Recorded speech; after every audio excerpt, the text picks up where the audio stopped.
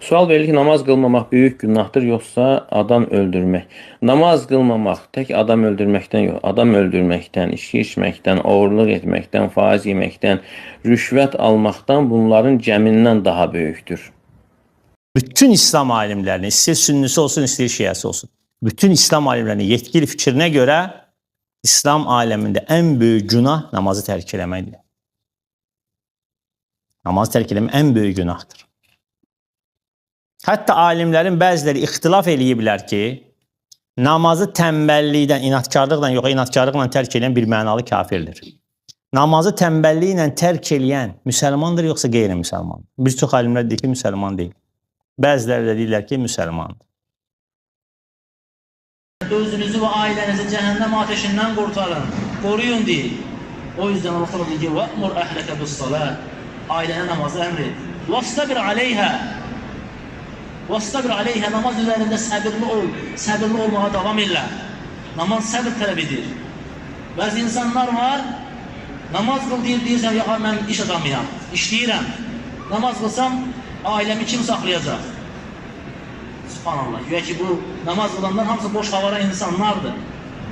Allah Teala zaten bu ayədə xəbər verir. وَأْمُرْ أَهْلَكَ بِالصَّلَاةِ وَاسْتَبِرْ عَلَيْهَا Ailənə namazı əmr et və özün də namaz üzərində səbirli ol. لَا نَسْأَلُكَ رِزْقَ نَحْنُ نَرْزُقُكَ Subhanallah. Allah Teala cavab verir qardaş. O şübhəyə, o şeytani şübhəyə cavab verir Allah Teala. Deyir ki, səndən ruzi istəmirik, səni biz ruziləndiririk. Yeter ki sən namazı qıl. Sən namazı qıl, biz sənə ruzi verəcəkdik.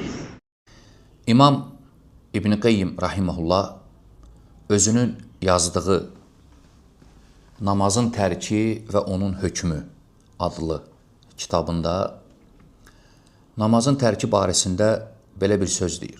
Buyurur ki, müsəlmanlar arasında heç bir ixtilaf yoxdur ki, namazı tərk etmək, yəni namaz qılmamaq ən böyük günahdır. Zinadan daha pisdir. Qətil, adam öldürməkdən daha pisdir.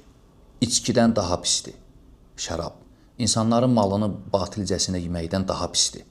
Bunların hamısından daha böyük olan günah namazı tərk etməkdir. Və bu dünyada və axirətdə əzabı daha şiddətlidir. Ona görə müsəlmanlar çalışmalıdır, namazda səhlənkar olmasınlar.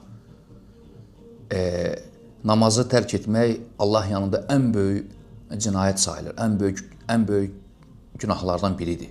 Yaxşı, insanlar var, görürsən, deyirlər ki, yəni biz ibadət üçün yaradılmışıq, bəs onda bizim yaşamayaq onda, bəs yəni, ailəmiz, övladlarımız və biz onlara deyirik ki, subhanallah, Allah subhanahu wa ta'ala sənə vacib etdiyi ibadətlər səndən az bir vaxt aparır.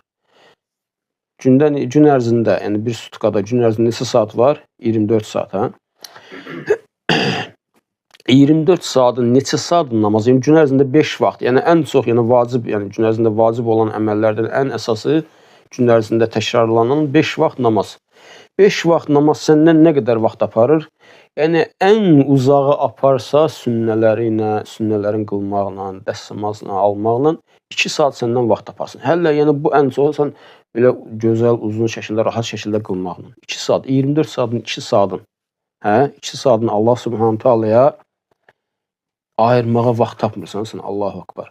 Bunu qəzaya salın, bu doğru deyil. Ona görə Allah Subhanahu taala Quran-ı Kərimdə nə buyurur? Deyir ki, "İnne salate kanat alel mu'minina kitaben mawquta." Allah Teala buyurur ki, Maidə surəsində həqiqətən namaz möminlərə müəyyən bir vaxtda fərz edildi. Yəni müəyyən bir vaxtı var. Şəriət bunu qoyubdur sənə. Aydındır? Allah Teala sizin şəkillərinizə baxmaz.